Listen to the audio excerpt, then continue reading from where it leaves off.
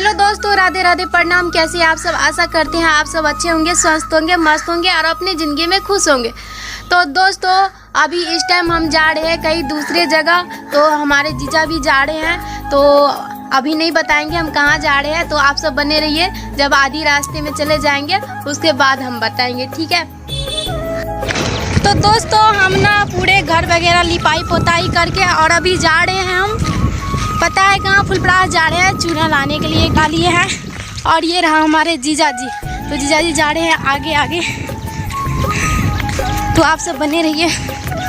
दोस्तों हम आ गए अभी कृष्णा हार्डवेयर पे, और यहाँ पे लेंगे पेंटिंग करने के लिए चूना। इस कलर का देख सकते हैं, जैसे कलर किया है ऐसे ही कलर करेंगे दीवार पे। और ये रहा कृष्णा हार्डवेयर फुलपरास का।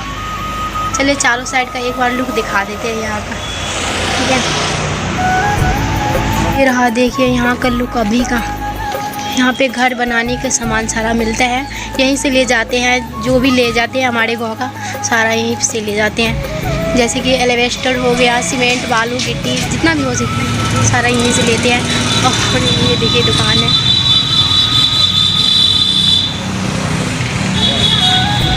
तो चलिए लेते हैं, आपसे बने रहिए।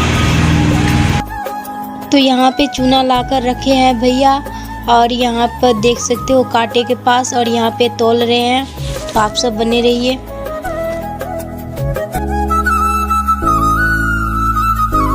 तो चलिए पैसा पेटीएम कर देते हैं यहाँ पे।